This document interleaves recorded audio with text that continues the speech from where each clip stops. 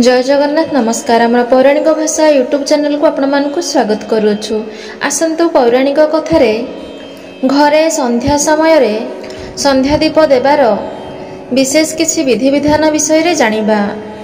भिडियोटी समस्ते शेष पर्यंत देखंतु। बहु शास्त्ररु संगृहीत दिव्य सूचना रहिछि।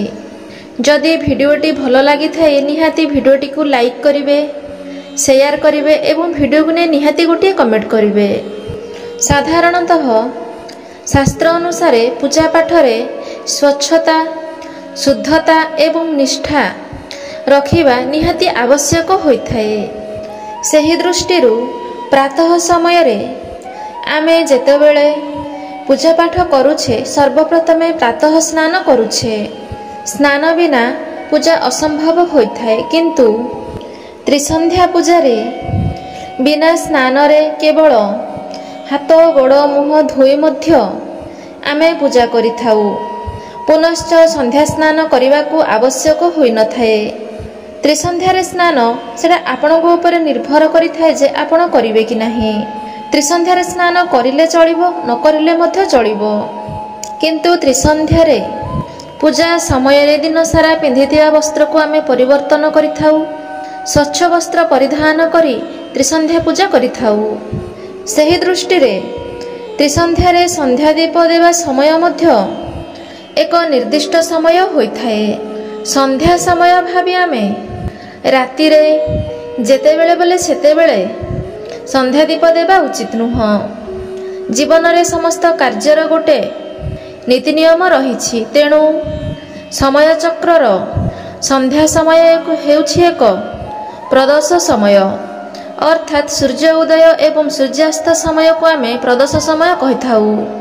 सही दृष्टिरु सूर्यास्त हेबा समय रे गोठरू गाई फेरिबा समय रे अर्थात गोमाता माने घर को फेरिबा समय रे संध्या दीप प्रज्वलन करिवार सठिक समय होइथाए। समस्तଙ୍କ मनरे गोटे प्रश्न रहउथिबो जे सही समयटी सठिक भाबरे केतेडा हेबा उचित।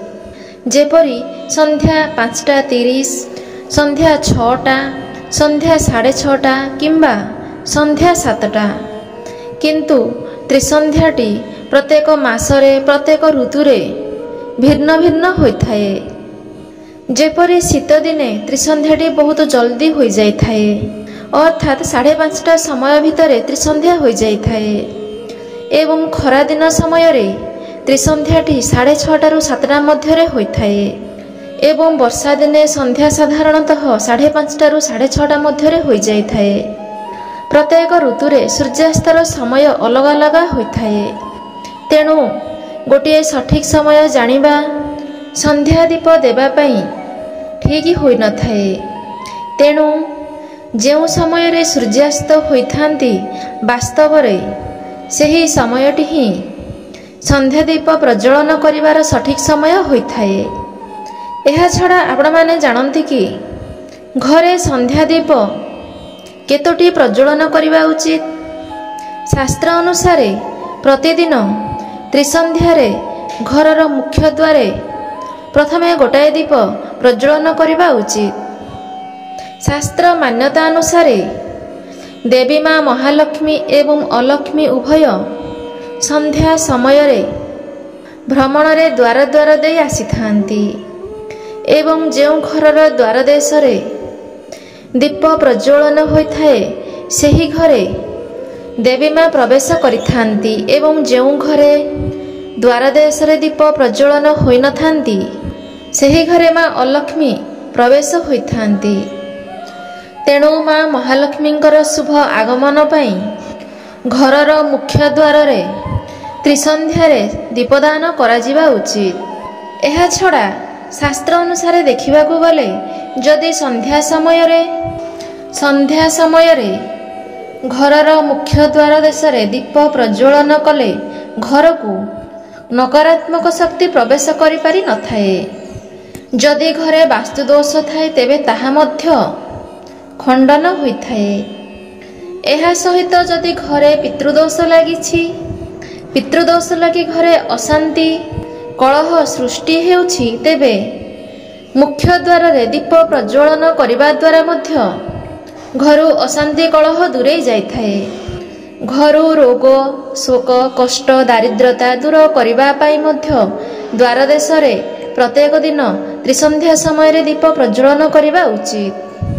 ଶାସ୍ତ୍ର ଅନୁସାରେ ଘରର ମଙ୍ଗଳ ପାଇଁ ପ୍ରତିଦିନ ତ୍ରିସନ୍ଧ୍ୟାରେ ଘରର ମୁଖ୍ୟ ଦ୍ୱାରେ ନିହାତି ଦୀପ ପ୍ରଜ୍ୱଳନ କରିବା ଉଚିତ ଏବଂ ଏହା ସହିତ ଦ୍ୱିତୀୟରେ ସନ୍ଧ୍ୟା ଦୀପଟି ମା ବୃନ୍ଦାବତୀଙ୍କ ନିକଟରେ ପ୍ରଜ୍ୱଳନ କରିବା ଉଚିତ।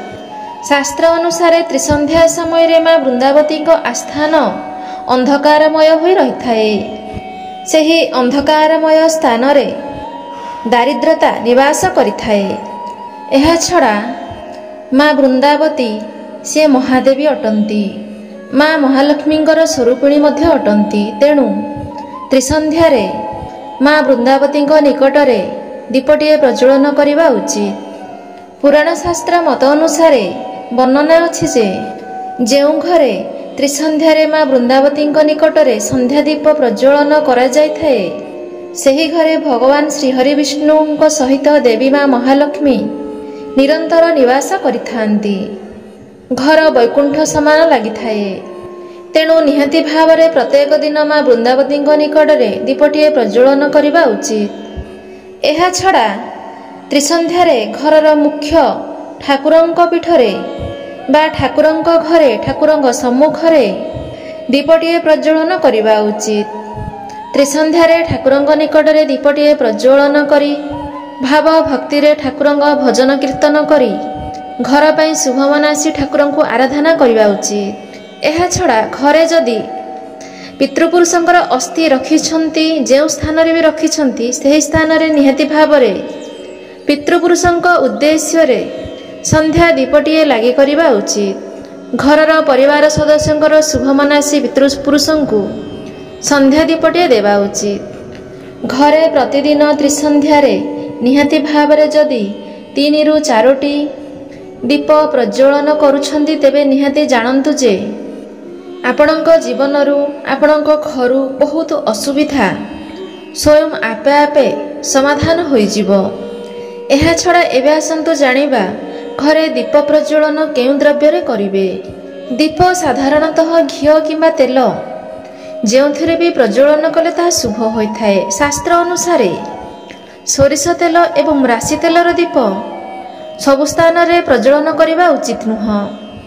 ଭଗବାନ ଶ୍ରୀ ଶନୀଶ୍ୱରଙ୍କୁ ଏବଂ ଭୈରବଙ୍କୁ ସୋରିଷ ତେଲ ଏବଂ ରାଶି ତେଲର ଦୀପ ଲାଗି କରିପାରିବେ ଓ ମନ୍ଦିର କିମ୍ବା ବରଅସ୍ତ ବୃକ୍ଷ ମୂଳେ ମଧ୍ୟ ତେଲ ଲାଗି କରିପାରିବେ। କିନ୍ତୁ ଏହା ଛଡ଼ା ଘରେ ଆଦୌ ନୁହଁ। ବାସ୍ତବରେ ଗୁଆ ଘିଅ ଦ୍ୱାରା ସମସ୍ତ ଦେବୀ ଦେବତାଙ୍କୁ ନିକଟରେ ଦୀପ ପ୍ରଜ୍ୱଳନ କରିବାର ବିଧି ରହିଛି। ଯେଉଁଠାରେ ଗୁଆ ଘିଅ ନଥାଏ ସେଠାରେ ଅନ୍ୟ ଘିଅ ଯଥା ଡାଲଡା ଜାତୀୟ ଘିଅ ଦ୍ୱାରା ମଧ୍ୟ ଦୀପ ଲାଗି କରିପାରିବେ। ଏହାଛଡ଼ା ଜଡ଼ା ତେଲର ଦୀପ ମଧ୍ୟ ଆବଶ୍ୟକ ସ୍ଥଳେ ଜାଳିପାରିବେ ଏବଂ ଦୀପ ଦେବା ସମୟରେ ବା ସନ୍ଧ୍ୟା ଦୀପ ପ୍ରଜ୍ୱଳନ କରିବା ସମୟରେ ଦୃଷ୍ଟି ଦେବାକୁ ହୋଇଥାଏ ଯେ ଦୀପ କେତେବେଳେ ହେଲେ ମଧ୍ୟ ଭୂମିରେ ଖାଲି ସ୍ଥାନରେ ରଖିବା ଉଚିତ ନୁହଁ। ଏହାଦ୍ୱାରା ଘରକୁ ଦାରିଦ୍ର୍ୟତା ବହୁତ ଜଲ୍ଦି ଆସିଥାଏ। ସନ୍ଧ୍ୟା ଦୀପ ରଖୁଥିବା ସ୍ଥାନରେ କିଛି ଅଖଣ୍ଡ ଅକ୍ଷତ କିମ୍ବା ଫୁଲ ରଖି ତାହାଙ୍କ ଉପରେ ଦୀପ ରଖି ଦୀପ ପ୍ରଜ୍ୱଳନ କରିପାରିବେ। ଦୀପ ତଳେ ରଖୁଥିବା ଚାଉଳ ବା ଅକ୍ଷତ ଖଣ୍ଡ ହୋଇଥିଲେ ତାହା କାର୍ଯ୍ୟରେ ଲାଗିନଥାଏ। ତେଣୁ ଗୋଟା ଥିବା ଚାଉଳ ହିଁ ରଖି ଚାଉଳ ଉପରେ ଦୀପଙ୍କୁ ରଖିପାରିବେ। ଯେକୌଣସି ପୂଜା କାର୍ଯ୍ୟରେ ଖଣ୍ଡିଆ ଚାଉଳ ବା ଅକ୍ଷତ ଯଦି ଆମେ ବ୍ୟବହାର କରୁଛେ କିମ୍ବା ଦୀପ ତଳେ ରଖି ଦୀପଙ୍କୁ ପ୍ରଜ୍ୱଳନ କରୁଛେ ତାହାଦ୍ୱାରା ଘରୁ ଲକ୍ଷ୍ମୀ ଚାଲି ଯାଇଥାନ୍ତି, ଘର ଲକ୍ଷ୍ମୀ ଛଡ଼ା ହୋଇଯାଇଥାଏ ବୋଲି ମାନନା ରହିଛି ଓ ସେହି ସ୍ଥାନରେ ଦାରିଦ୍ର୍ୟତା ନିବାସ କରିଥାଏ ବୋଲି ମଧ୍ୟ ବିଶ୍ୱାସ ରହିଛି।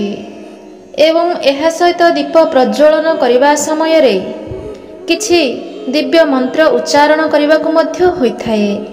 ଯେକୌଣସି ମନ୍ତ୍ର ମଧ୍ୟ ଆପଣ ଉଚ୍ଚାରଣ କରିବେ। ଯଦି ଦୀପଦାନ ମନ୍ତ୍ର ଜାଣିନାହାନ୍ତି ଯେକୌଣସି ଦେବାଦେବୀଙ୍କର ମନ୍ତ୍ର ମଧ୍ୟ ଉଚ୍ଚାରଣ କରିପାରିବେ। ଭଗବାନ ଶ୍ରୀହରି ବିଷ୍ଣୁଙ୍କର ମନ୍ତ୍ର, ମା ମହାଲକ୍ଷ୍ମୀଙ୍କର ମନ୍ତ୍ର କିମ୍ବା ଗାୟତ୍ରୀ ମନ୍ତ୍ର ଯାହା ବି ଚାହିଁଲେ ଉଚ୍ଚାରଣ କରିପାରିବେ। ଶାସ୍ତ୍ରରେ ଉଲ୍ଲେଖ ରହିଅଛି ଯେ ନୀରବ ରହି କୌଣସି ପୂଜା କାର୍ଯ୍ୟ କରିବା ଉଚିତ ନୁହଁ। ଯେକୌଣସି ଶୁଭ କାର୍ଯ୍ୟ କରାଯାଇଥାଏ ସେହି ସମୟରେ ମନ୍ତ୍ର ଉଚ୍ଚାରଣ କରିବା ଉଚିତ। ତେଣୁ ମନ୍ତ୍ର ଉଚ୍ଚାରଣ ନିହାତି ଆବଶ୍ୟକ ହୋଇଥାଏ। ତେବେ ଆସନ୍ତୁ ସନ୍ଧ୍ୟା ଦେବା ସମୟରେ ବା ସନ୍ଧ୍ୟା ଦୀପ ପ୍ରଜ୍ୱଳନ କରିବା ସମୟରେ କେଉଁ ମନ୍ତ୍ରଟି ସମସ୍ତେ ବୋଲିପାରିବେ ତାହା ଜାଣିବା। ସନ୍ଧ୍ୟା ଦୀପର ମନ୍ତ୍ରଟି ହେଲା ଶୁଭଂ କରତି କଲ୍ୟାଣଂ ଆରୋଗ୍ୟଂ ଧନ ସମ୍ପଦା ଶତ୍ରୁବୁଦ୍ଧି ବିନାଶୟଂ ଦୀପଂ ଜ୍ୟୋତି ନମସ୍ତୁତେ। ଦୀପଂ ଜ୍ୟୋତି ପରଂ ବ୍ରହ୍ମଂ ଦୀପଂ ଜ୍ୟୋତି ଧନାର୍ଦନଂ ଦୀପ ଜ୍ୟୋତି ହରତେ ପାପଂ ସନ୍ଧ୍ୟା ଦୀପଂ ନମସ୍ତୁତେ। କେବଳ ଦୀପଂ ଜ୍ୟୋତି ପରଂ ବ୍ରହ୍ମଂ ଦୀପଂ ଜ୍ୟୋତି ଧନାର୍ଦନଂ ଦୀପ ଜ୍ୟୋତି ହରତେ ତୁମେ ପାପଂ ସନ୍ଧ୍ୟା ଦୀପଂ ନମସ୍ତୁତେ ଏହା ମଧ୍ୟ ଉଚ୍ଚାରଣ କରି ଦୀପ ପ୍ରଜ୍ୱଳନ କରିପାରିବେ। ସାଧାରଣତଃ ଏହି ମନ୍ତ୍ର ଉଚ୍ଚାରଣ ଦ୍ୱାରା ଘରୁ ସବୁ ପ୍ରକାରର ନକାରାତ୍ମକ ଶକ୍ତି ଦୂର ହେବା ସହିତ ସମସ୍ତ ପାପରୁ ମଧ୍ୟ ମୁକ୍ତି ମିଳିଥାଏ। ଏ ଥିଲା ସନ୍ଧ୍ୟା ଦୀପ ପ୍ରଜ୍ୱଳନ କରିବାର କିଛି ବିଶେଷ ସୂଚନା।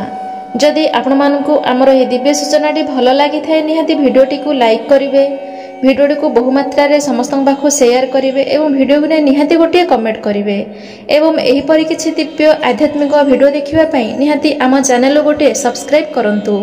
ଜୟ ଜଗନ୍ନାଥ।